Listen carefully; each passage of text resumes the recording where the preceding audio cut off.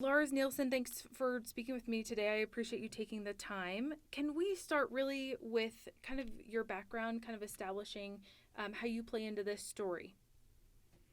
My background is that I am the twin brother of the whistleblower, Lars Nielsen. We grew up together in California, went to BYU together. We were chemistry lab partners for years as we were both majoring in chemistry, closest of companions, best of friends, and I went to get my PhD in organic chemistry while he went to work in Wall Street, and we would come down to New York or go up to Boston every other weekend and try to be with each other as much as possible for those 5 years. Then I got an MBA, and he got an MBA, but on opposite sides of the country. And then in 2010, David took employment with Ensign Peak Advisors in August of 2010. And by then I had moved with my family to Minnesota, where I currently reside, and am a healthcare consultant. Got it. Perfect. So 2010 is when David took that job. And he was obviously aware at that point of the nature of the business, that it was owned by the Church of Jesus Christ of Latter-day Saints, it was a 501c3 nonprofit. He did know those things, and he knew many of the people quite intimately. David Nielsen was in the same congregation as Robert Neidiger, who is the Bishop of a ward in New Jersey, when he was working on Wall Street. And that is the same Bishop Robert Neidiger who is the Chief Investment Officer at Ensign Peak.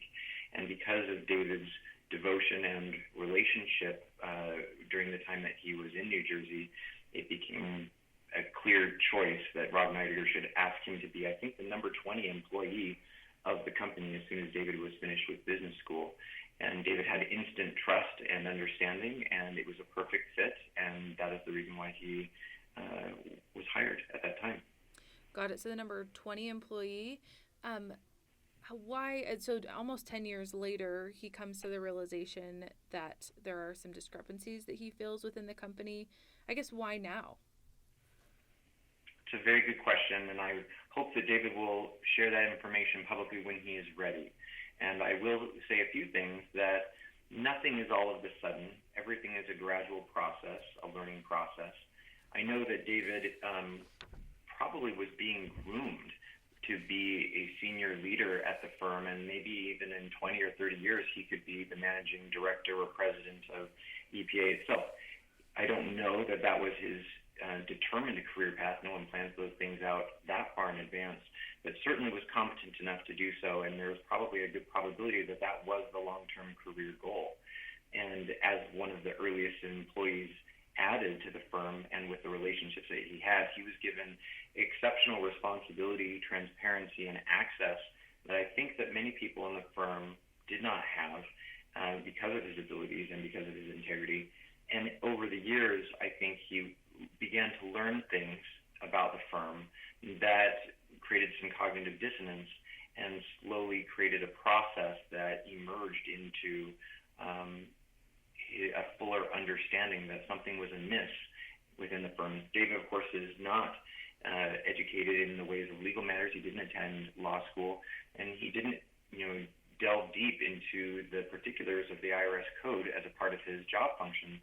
So some of the things that might be more immediate red flags to someone who is trained in that sphere might have taken longer for him to realize, because he was so good at what he did and he was focused on his functional work, that he didn't really understand the compliance implications until a little bit later. Okay. I'm curious, when he came to that realization, he realized that he had information he'd like to submit to the IRS. He went to you, his brother, who obviously you guys have a great relationship and who he loves. I'm just curious about that choice, if neither of you had much training in this field. How did the two of you navigate that process together? Right. Well, I have a lot of background in doing research as a scientist, and I published several articles in top journals in chemistry. You can look them up.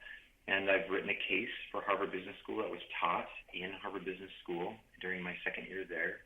So I really enjoy doing research, and I enjoy writing. And David loves to do research also. but writing he just considered to be a strength that he admired of mine, and I'm grateful that he expressed confidence in me that together we could form a partnership. And we know things about the Mormon Church and have context that I think very few people have, and I think together that just created a perfect mix of nuance and context and understanding, as well as deep insider knowledge and documents from Ensign Peak Advisors, so we were able to put together the story. Okay. Can we get into now just kind of the bullet points you guys present in that letter, that 74-page letter? Mm-hmm. So let's start with, if we can, the allegation that Ensign Peak Advisors has made 0 religious, educational, or charitable distributions in 22 years. That's correct. Was there, within that 74 pages, kind of what was presented to support that claim? Well, I'm going to refer you to the entire thing and all of the 52 footnotes and the 62 endnotes. I can't remember what the exact numbers are, and the 34 pages of exhibits. David, a lot of the information that backs up that particular claim is in data in spreadsheets and management presentations that was all handed over to the IRS and that we felt needed to be given to these reporting agencies so that they could vet the information themselves.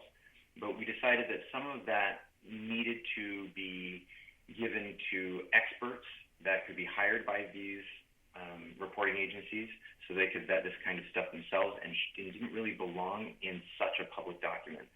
So there are no, if you're asking for particulars that are not in the document, I don't have anything to discuss about that. Got it. Okay.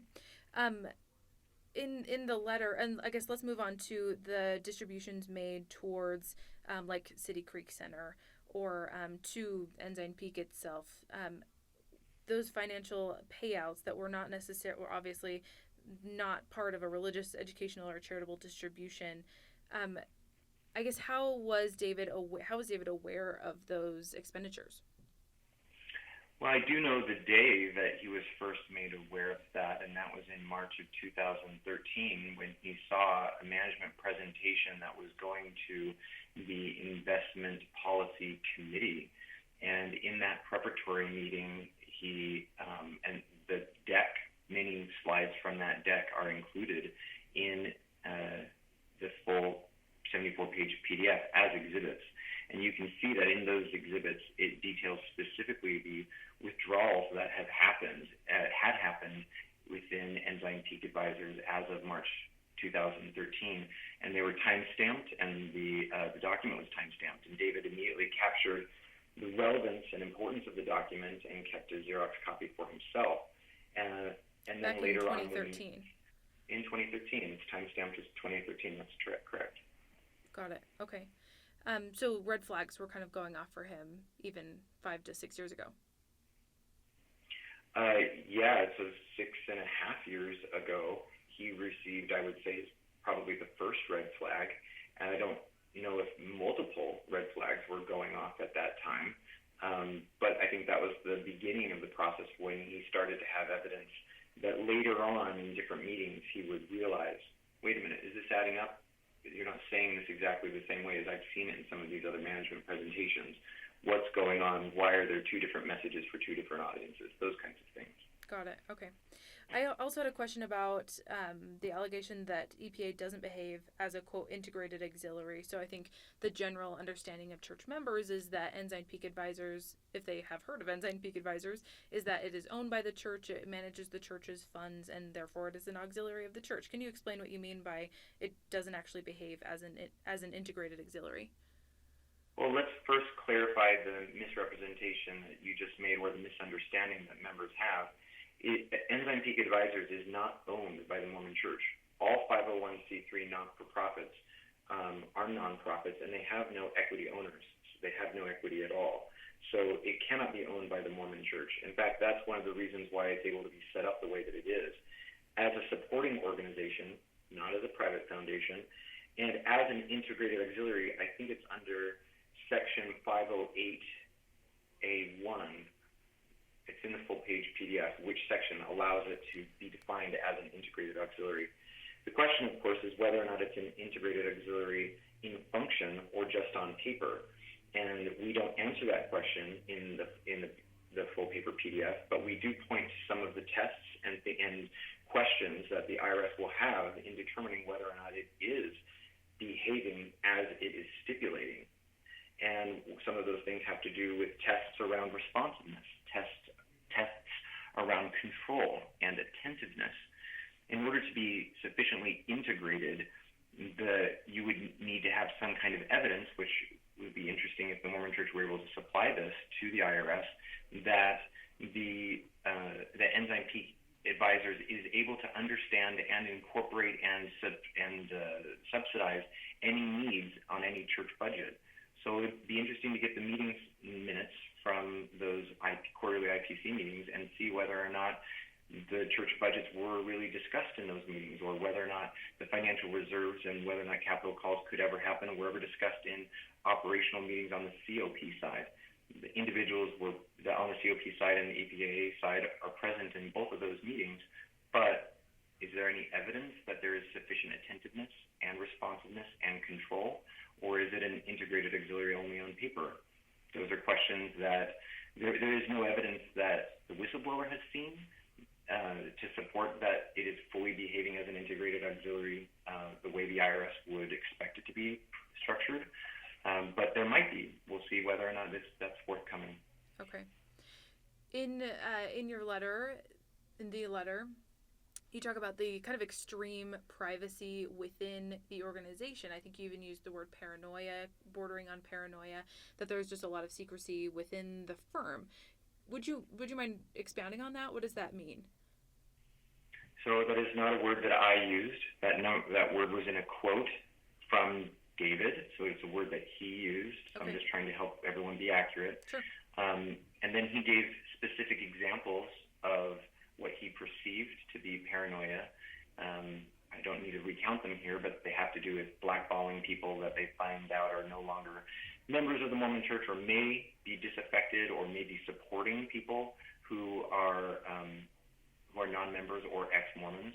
And they just have that practice of ceasing to do transactions, even if they've been doing business transactions with that person for 20 years, if they start to suspect that that person may have ties to anti-Mormon sympathizers, or even Mormon support groups, or even people who might vocalize support of same-sex marriage. So, or Mormon activist podcasters, or Mormons who, I think in one of the documents that we mentioned, even Kate Kelly, who proposed that we should ask the brethren of the church whether or not it would be okay for him to ask the Lord to consider whether or not women should be able to have the priesthood or some kind of functional role within the organization of the priesthood. Sympathizers with such organizations, it seems like they're discouraged from talking to them or communicating with them, and certainly from trading with them. So there are other examples that are listed in there about internal memos and communications, making sure that they wouldn't use, for example, Bloomberg Instant Messenger for any intra-company chats, because potentially a hacker or someone from within Bloomberg who got access could maybe read some of those instant messages and piece together position information, or get some insight as to what the entire size of the firm would be, and therefore put at risk a leak that could jeopardize the tax-exempt status of the firm. So I think those are two very clear examples of what he called paranoia, or behavior that was just very, very cautious, more cautious than is customary in terms of safeguarding the tax-exempt status of the church by minimizing certain behaviors. Okay. I'd like to bridge over to the $100 billion kind of stored that you have found an exception with, and I think that's been interesting. That has been the thing most defended by the church itself in their statement, and certainly news-run media outlets, is that, well, it's a great thing that the church is saving money for hard times. $100 billion sounds like a lot of money to save for hard times, as you guys point out in your summary. Can you speak to that a little bit? Is there a specific rule that you're pointing to that says this is an excessive amount of money to save? So we have not in the PDF pointed to a rule that says that there is a threshold, and above it, it's excessive and therefore violates the IRS code. So those words are not put in my mouth. But what we do know is that and this has been elaborated on by the Washington Post and by several experts who are commenting on it online even now, that all charitable institutions, regardless of their classification, have a responsibility, whether private foundations or supporting organizations of type 1, type 2, or 3, have an obligation from time to time to use their resources commensurate with their scope. That's an official term that is in the IRS code. And that their distributions, zero distributions over 22 years when you have $100 billion is not commensurate in scope. And many experts are saying that by itself is sufficiently disqualifying on its face. But there are other reasons and other things that are established in case law, but not necessarily in the IRS code, that substantiate that if you have the intent of creating a 501c3 organization for the purpose of tax evasion or hiding wealth or hoarding, rather than to make the religious, educational, and charitable distributions that you represent to the IRS that you will make, then it has been, in similar cases, already argued and judged that it is unlawful to continue as a 501c3 if it was created on false premise or fraudulent purpose, for a fraudulent purpose. And that seems to be the case here. The Mormon Church would need to supply ample documentation that it had the intent to use that money for religious, educational, and charitable purposes from the beginning. But I don't think after 22 years they would have had that intent based on their current behavior, and their extended behavior. Okay. We're reaching the end of our time here. I don't want to take up too much of your time, but I'm curious about the timeline. I think the IRS getting involved just puts this into the gray for a lot of people in terms of what the process looks like. I understand that you guys are not experts here, but do you have a sense or a feel of how long this process might take? When or where the IRS will step in and get involved? Yeah. First of all, I think it is absolutely appropriate for any citizen to engage the whistleblower process if they ever feel like there is something to say, regardless of whether or not they have a financial interest in the outcome, because there are protections afforded by the whistleblower program that are federally regulated. And so there's a layer of protection, let alone set aside any potential financial gain from a reward. So it really makes sense to be a whistleblower on any motivation. And then I would say that the process is long and arduous. We're in stage 1 right now, where they're deciding whether or not they're going to staff up a field investigation. And that decision will probably be made within 3 months. Extenuating circumstances, it could be earlier or later than that. And then 1 to 2 years of field research. Then after that, they'll probably try to engage in settlement negotiations with the church. That could be protracted. They might then make a judgment that the Mormon Church decides to take to court, and then it could involve litigation, and then it could involve appeals, and maybe even follow-on appeals. So the whole process will take from 7 to 10 years, depending on how cooperative and disclosing all parties are. One last question. I would just like to give you an opportunity, if you'd like to take it, to address the church's response from yesterday. I think it's always surprising when the church responds in that manner, as they seldom do. Would you like to say anything about that? I think most of its response was a canned response and just basically talked about the benefits of saving money and living principles the way that they teach the members to live principles of austerity and control and planning for the future. I think all of that is laudable. None of that is being contested by myself or by the whistleblower.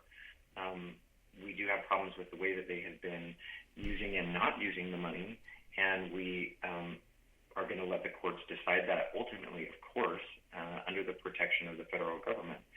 So I think that the actions here are warranted. There was a specific response at the end that was directed, I think, towards me, saying that my perspective is narrow and that I have limited information. And I find that particularly interesting. I will concede publicly that one person's perspective is not as broad and diverse as a group of people's perspectives. So, using that kind of loose and fast definition of narrow, sure, my perspective is more narrow than I would like it to be. I am trying to broaden my own perspective and the perspectives of all of the listeners, which are beyond 20,000 people who watched that 7-minute video and 15,000 people who watched the 77-minute video. People are very angry about this and are creating their own perspectives, and I think they really appreciate the, quote, narrow perspective that I have given them. And it is true that all information, if finite, is limited. If I had 2 or 3 times the information, or 99.9% of the information that could be had by anyone, the church would still say that I had limited information because it wasn't 100%. So these vague adjectives to try to discredit me for not being an employee, which I really admit I was not, or to try to say that David, perhaps, I can't tell if it was directed towards me or to Dave, has a narrow perspective and limited information. All I can say is that the information that has been given to the IRS, which is far more than the 74-page submission, it was a very comprehensive submission package, was so compelling, has been compelling to everyone that we have shared it with, that I believe that if the Mormon churches lawyers knew what they had, they would say that the information was not limited. So they're probably saying limited, as hoping maybe that the only thing that was given to the IRS was the 74-pager, but that simply isn't the case. Lars Nielsen, I really appreciate your time.